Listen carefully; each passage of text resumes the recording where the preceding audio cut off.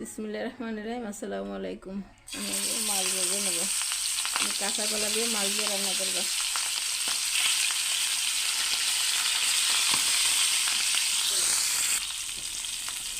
মাছ ভাজা শেষ, এখন আমি তুলে নেব।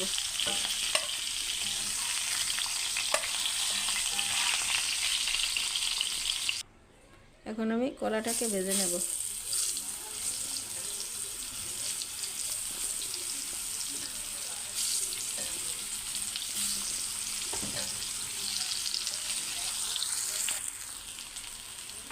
উল্টোই দিব।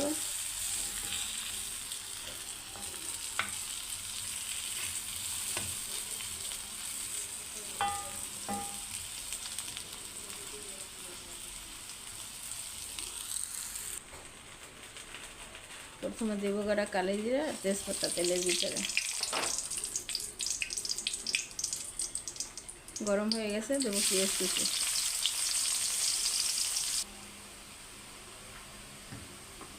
তেলের ভিতরে দেবো সামান্য আদা রসুন বাটা।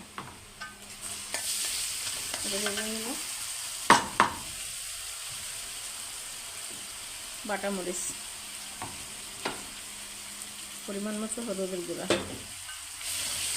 দেবো স্বাদ মতো লবণ। মশলাটাকে ভালোভাবে কষিয়ে নেব। সামান্য একটু পানি দিয়ে দিলাম।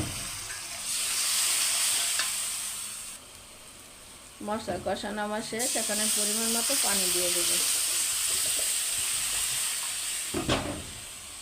আমি কলাগুলো ঢেলে দেব। ভেজে রাখা কলাগুলো সব ঢেলে দেব।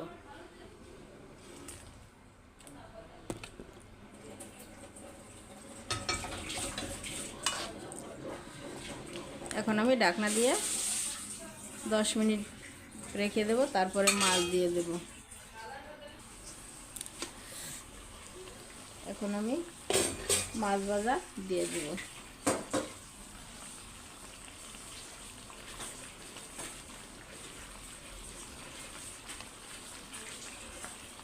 দিয়ে ঢাকনা দিয়ে দেব।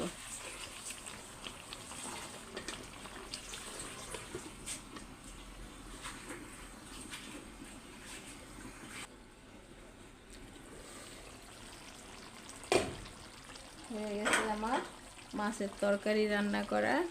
কটা কাঁচামরিচ দিয়ে দেবো। জিরা ধনিয়া কিছুই আর দেবো না, ধনিয়া পাতাও না, শেষ রান্না।